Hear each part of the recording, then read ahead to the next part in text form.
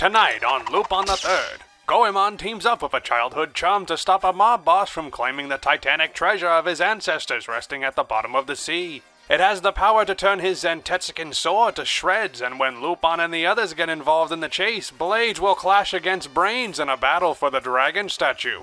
It's all right here on Lupin III, Dragon of Doom. You know the channel.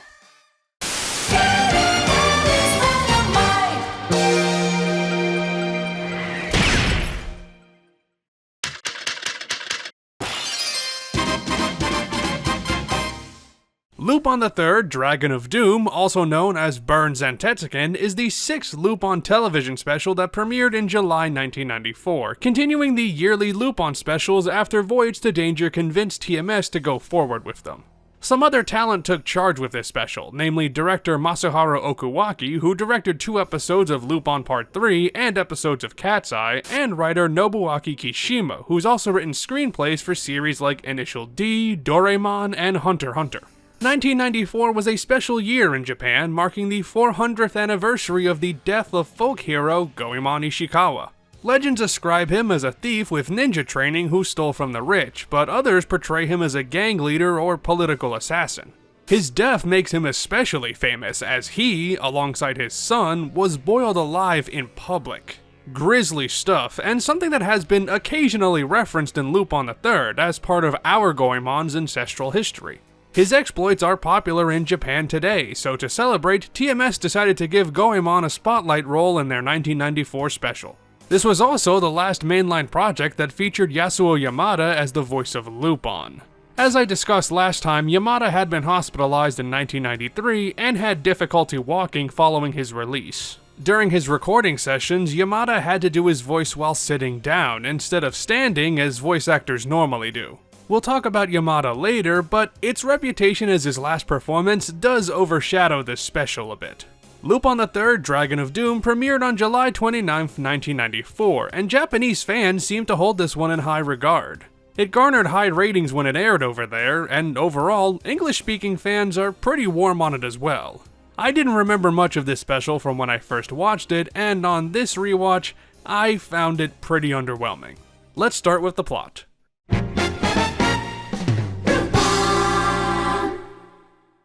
Dragon of Doom begins with Goemon watching a kabuki play about his famous ancestor, which is interrupted by ninjas from the Hattori clan, which shares its bloodline with the Ishikawa clan.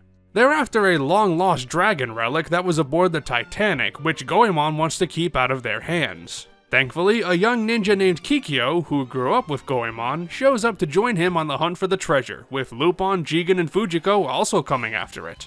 These 3 are competing against mob boss Chin Chin Chu to get the statue, revealed to be the one treasure that Arsène Lupin failed to steal, unless you count the other treasures that he failed to steal. With the Hattori clan under Chu's influence and Goemon and Kikyo against Lupin and the rest of the crew this time, it's a race to find the treasure and discover its secrets. Oh, and Zenigata is there too. We're back to another treasure hunt plot with 3 sides to the conflict, and while there is a lot going on, it's all in service of the race to get to the dragon statue. It's not a bad story, but how it unfolds is questionable. Let's start by looking at the villains, who are solid but not extraordinary. The mob boss Chin Chin Chu is a straight-up bad guy, not particularly wacky or intimidating, just kind of evil by necessity. Which actually works pretty well, as the other villains balance him out with more concentrated evil. Gensai acts as Goemon's evil shadow, a sinister swordsman with many doubles, shown by him constantly dying and then showing up later. And then we have the twist villain, Kikyo, who's actually hell-bent on taking the dragon statue for herself. Now, this is a decent enough twist. An old friend betraying Goemon has been done before, but this is a solid rendition. I like how they characterize Kikyo after she reveals her true colors as a pure villain, even trying to just murder Goemon with no hint of remorse, making Goemon's sorrow over her betrayal and death very tragic. I just wish they went a little farther with Kikyo's character. Even though she is an assertive and strong-willed antagonist, she's always in a subservient role to Chin Chin Chu, and I kinda wish she took over as the main villain by the end. She certainly has the more interesting conflicts, as Chu and Gensai basically amount to nothing more than obstacles when you think about it. It's also weird how there's some stuff that seems borrowed from Voyage to Danger, like a standoff on a submarine and the whole "can I have a last smoke" scene. The punchline is different, but it is strange how they're repeating stuff from a special that premiered only the year before this one. Then there's little things that just kind of bother me, and normally I don't comment on plot nitpicks, but these ones do take me out of the story. Like I mentioned, Gensai keeps dying and reappearing throughout the story, and they do explain it, but to me, the whole "there's more than one Gensai" thing feels more like a hand wave. Then there's the real value of the treasure itself, as the dragon statue is made of a material far tougher than the Zentet skin, which Chu converts into a stealth bomber that can't be struck down by anything, even Goemon's sword. So how do they defeat this in the end? By using Goemon's sword. I don't know if I missed a line that explains this, but if I didn't, that's pretty lazy storytelling. Anyway, nitpicks aside, Dragon of Doom is a little bit weird tonally. It is overall a more serious work, but I don't think the team exactly nailed down how they wanted to approach the writing. It continues the trend of gritty violence, but it's far more comical in some instances, which consequently understates the actual fighting. Not comical in a cartoonish way, but it's very over the top in a manner that Voyage to Danger mostly avoided. Like, Zenigata straight up fires on Lupin's ship with the power of 600 men for half a goddamn minute. It's ridiculous. Unlike last time, where the jokes were adjusted to suit the more serious storyline and they fit in very naturally, the humor here feels a bit too silly and doesn't work with the story's tone. This duck boat gag is funny and all, but I don't know, I feel like I'd like it better if it was in a special that warranted that kind of humor. If I can compliment Dragon of Doom on anything, it's the pacing. This one gets to the point pretty quickly. It's a simple premise that doesn't waste your time getting to the good stuff. The problem is the structure. While Dragon of Doom is quick to get going, it doesn't have the strength at its core to support the direction the story goes. It's definitely a sprinter, not an endurance runner, which would be okay for a 22-minute episode, but not for an hour-and-a-half TV movie. But my biggest issue with Dragon of Doom is that it bores me. I just don't care that much about the treasure or the character conflicts to really get invested. Mentally, I checked out of this movie by the end. Once it gets to the middle of the film, it's just fallen apart a bit too much for me to care about how everything gets tied up. It is a fairly formulaic narrative. You can see many of the events coming before they happen, and while everything is built up fine, the payoff just isn't there. Which is a damn shame because the animation is top-notch, incredibly fluid and detailed, especially in the fight scenes. That's not surprising, given the animation director Matsutomo Sudo, who previously worked as a key animator on Bye Bye Lady Liberty, and is also a prolific animation director and animator on several Detective Conan stories. You might also recognize his name as one of the key animators working on Akira and the excellent Magnetic Rose segment of the 1995 film Memories, and if you're familiar with those works, you can see that same animation style here. The action scenes especially have an incredible sense of movement, and even in the quieter and slower moments, the frames blend together really well. On the other hand, the art style is generally fine. Art director Yukihiro Shibutani, who also worked on Akira and multiple Detective Conan adventures, pulls some great use of the shadow and lighting, and some pretty solid background work as well. Masatomo Sudo also provided the character designs, and as far as this special is concerned, he's far better at animation than characters. He goes for a look that blends semi-sharp features with rounded contours, and some characters look better than others, but for the most part, I just think they look off. It's not awful or anything, just a little too simple. It all still looks great in motion, and if you're not a stickler for character designs, you can probably overlook this. As for the music, it's just another Lupin score. Nothing really to say about Ono's work here, but I will praise the ending theme Omoide ga Anata wo Hanasanai, or loosely translated, Memories Don't Speak to You. Composed by Ono, written by Ken Kato, and performed by Nami Hirai, it's another soft ballad that fits the series very well. On the character front, Lupin is pretty stock standard this time. It's a mix of his pervertedness, cockiness, intelligence, and charm, with no one element being particularly pronounced. You can tell that Yasuo Yamada's voice hadn't fully recovered from his illness, and again, the softer performance is noticeable, but obviously understandable. It's not a bad note to go out on. 冗談じゃねえぜ。せっかく深い海の底まで潜って取ってきたお宝なんだが、簡単には渡せないわよ。We see a lot of shades of Goemon's personality in Dragon of Doom, and Makio Inoue absolutely nails it, ranging from despair to determination to anger and fully realizing every single one.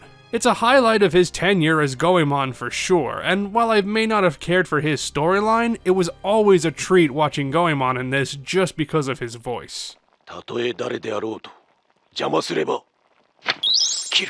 I don't have much to say about Kiyoshi Kibayashi as Jigen and Eiko Masuyama as Fujiko. They're both solid as usual, as is Goronaya as Zenigata, even though the latter character is barely there. He's at least having fun with the chase this time, compared to other specials where he's down on his luck and getting kicked in the gut. Even though Zenigata's not a big force in this special, he is always the best part of the scene.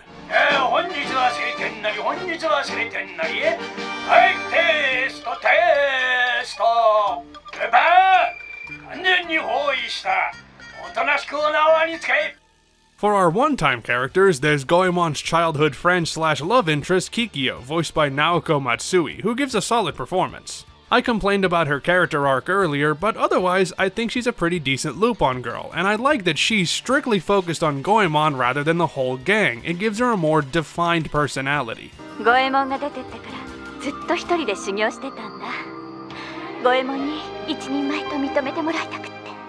Then we have our two villains, who, coincidentally, are both voiced by actors of Lupin past. Chin Chu is voiced by Junpei Takiguchi, the same voice actor as Mr. X / the Scorpion Boss / Phantomas from parts 1 and 2. He's basically playing that character again, which is great, as Mr. X is a very memorable Lupin villain, though it is toned down a bit here.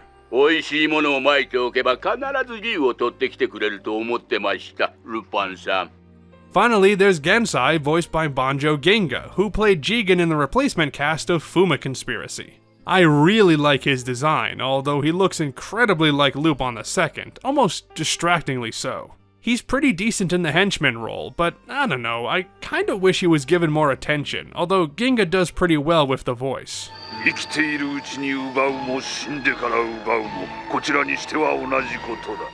We've got another Funimation dub as well, and yes, I pronounced it correctly this time, and I've got the same notes as before. It follows the script okay, the voices are a mixed bag, and the pronunciations are slightly off. I admit, I sorta skimmed through the dub this time to get a feel for everything, since I wasn't really interested in watching this in full for a third time. What I watched was on par with the Voyage to Danger dub, and I can applaud that consistent quality even if it isn't the best dub crew the series has produced. I am getting used to Sonny Straight's Lupin, but I still think his voice needs to be wrangled in a bit, and Christopher Sabat still does well as Jigen. I didn't comment on Mike McFarland or Meredith McCoy in the last video though, and I'd like to apologize and rectify that now.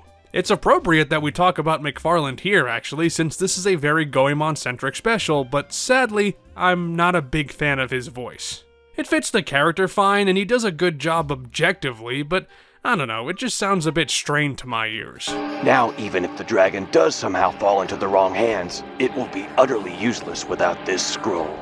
Then there's Meredith McCoy as Fujiko, who lends a pretty good voice to our favorite femme fatale. It's perhaps a little stiff, but she gets the tone and the inflection spot on. What I'm after is a treasure much bigger than Chin's fortune. For Kikyo, we have Laura Bailey, who also does a good job, especially towards the end. She makes her a great companion for McFarlane's Goemon, and I enjoyed her performance a lot. Now that's not the most polite way to greet someone who saved your life, is it?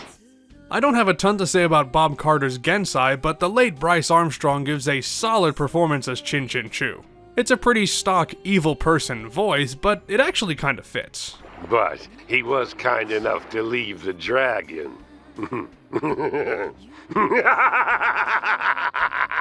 The voices are all suitable for the characters, and it sticks close enough to the Japanese script to do it justice, but it doesn't get me any more invested in this story. It's just a fundamentally uninteresting narrative, and the cast and dub directors did a fine job, but they can't improve that. Though, at least Philip Wilburn is still having fun. In the end, Dragon of Doom doesn't do much wrong, but very little about it appeals to me. The animation is really good, and I guess the story is fine, but I just don't care about the characters all that much, and the art style isn't great. I don't feel like the team was fully invested while making this one, and consequently, I don't feel that invested as a viewer. This special has its fans, and I definitely respect that. If you like Dragon of Doom, then more power to you. I just don't like it all that much personally.